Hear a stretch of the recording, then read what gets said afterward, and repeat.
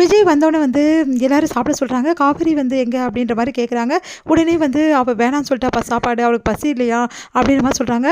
உடனே வந்து நீ சாப்பிடுப்பா அப்படின்னு சொல்லிட்டு எல்லாம் வற்புறுத்ததால விஜய் வந்து இல்லை எனக்கும் பசி இல்லை அப்படின்னு சொல்லிட்டு ரூமுக்கு போகிறாரு. காவேரி பார்க்குறாரு. காவேரி வந்து போத்திட்டு படுத்துட்டு இருக்காங்க. காவேரி அப்படின்னு சொல்லிட்டு கூப்பிட்றாரு. இங்கே பாருங்கள் எனக்கு தூக்கம் வருது, நான் தூங்கிட்டு இருக்கேன், எதுக்கு டிஸ்டர்ப் பண்ணுறேக்கா அப்படின்னு சொல்லிட்டு கேட்குறாங்க. இங்கே பாரு நான் சொல்கிறது கொஞ்சம் கேளு அப்படின்னோடனே நான் எதுவும் கேட்க விரும்பலை, வீட்டில் வந்து எல்லோரும் சாப்பிட கூப்பிட்டாங்களே ஏன் போகல அப்படின்னு சொல்லிட்டு கேட்குறாரு. இங்கே பாருங்கள் நான் போய் மட்டும் என்ன ஆக போகுது, எனக்கு நான் பசி இல்லை, நான் சாப்பிடல, உங்கள் வேலை நம்ம போய் பாருங்கள், என்னை பற்றி உங்களுக்கு என்ன இருக்குது அப்படின்ற மாதிரி கேட்குறேன். ஏன் காவேரி இப்படி பண்ணுற, சரியாகவே பேச மாட்டேங்கிற, ஓவராக பண்ணுற, இங்கே பாரு நான் அதான் சொல்லிட்டேன்ல இந்த மாதிரிலாம் பண்ணக்கூடாதுன்னு சொல்லிட்டு அப்புறம் ஏன் இப்படிலாம் பண்ணிகிட்ருக்க, இங்கே பாருங்கள் நான் என் இஷ்டத்துக்கு சாப்பிடக்கூட கூடாதா, என் இஷ்டத்துக்கு நான் இருக்கக்கூடாதா, ஏன் இப்படிலாம் பண்ணுறீங்க, உங்களுக்கு இப்போ என்ன வேணும் அப்படின்னு சொல்லிட்டு கேட்டோன்னே இங்கே பாரு எனக்கு நல்லா தெரியும் நான் சாப்பிட்லன்னு சொல்லிட்டு போய் சாப்பிடு, இங்கே பாருங்கள் அக்கறை இருக்க மாதிரி பேசாதீங்க அப்படின்னு சொல்லிட்டு டென்ஷன் ஆகிடுறாங்க. அடுத்து வந்து விஜய் வந்து ஏன் காவேரி இப்படி பண்ணுறான்னு சொல்லிட்டு செமையாக டென்ஷன் ஆகிடுது. தாத்தா வந்து விஜய்கிட்ட பேசுகிறாரு.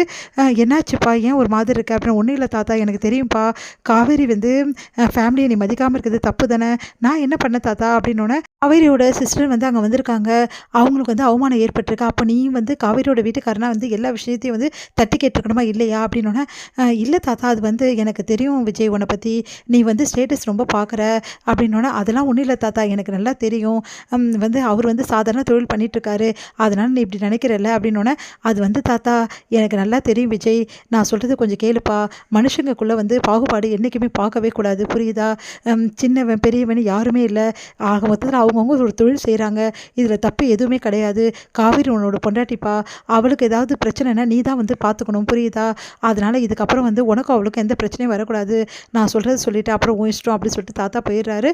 அடுத்து வந்து இங்கே என்ன பண்ணுறாங்க, விஜய் வந்து காவேரி கிட்ட போய் பேசுகிறாரு.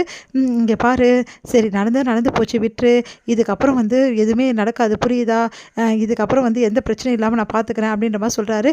இங்கே பாருங்கள் நீங்கள் எதுவும் பார்த்துக்க வேணாம், அவங்க வேலையை பார்த்துட்டு போங்க, இவளுக்கு இருக்க திமிருக்கு, ஐயோ இப்போ தாத்தா கிட்ட வேறு பேசி அவனுமே சரி ஓகே அப்படின்னு சொல்லிட்டு பொறுமையாக பேசுகிறாரு. இங்கே பாரு காவேரி விட்டு எல்லா பிரச்சனையும் நம்ம மறந்துடுவோம், இங்கே வந்து முதல்ல இதை பாரு அப்படின்றாரு. என்ன பார்க்கணும் அப்படின்னோடனே பார் வந்து அப்படின்னு சொல்லிட்டு அப்பாயின்மெண்ட் ஆர்டர் ஒன்று எடுத்துகிட்டு வந்து காட்டுறாரு. இங்கே பார்த்தியா நீ வேலை கேட்டல, அதனால் உனக்கு வேலை தரத்துக்காக முடிவு பண்ணி அதுக்கான அப்பாயின்மெண்ட் ஆர்டர் தான் இது புரியுதா, இப்போ நான் இதை எடுத்து வந்து கொடுத்துட்டேன், இதுக்கப்புறம் நாளிலேருந்து நீ வேலைக்கு ஜாயின் பண்ணிக்கலாம் ஓகேவா அப்படின்னோடனே இந்த ஆர்டர் எனக்கு தேவையில்லை, நான் வேலைக்கு ஜாயின் பண்ணலை, ஏன்டி இப்படி போட்டு படுத்துற அப்படின்னு சொல்லிட்டு சொல்கிறாரு. இங்கே பாருங்கள் உங்கள் வேலை என்ன பார்த்துங்க, இந்த வேலைக்காக தான் நான் எல்லாம் பண்ணுறேன் நீங்கள் நினச்சிட்டீங்களே, அப்படிப்பட்ட வேலை எனக்கு ஒன்றும் தேவையில்லை, ஐயோ என்ன சொன்னாலும் ஏதாவது சொல்கிறாளே நான் என்ன பண்ணுறது அப்படின்னு சொல்லிட்டு விஜய் வந்து டென்ஷன் ஆகிறாரு.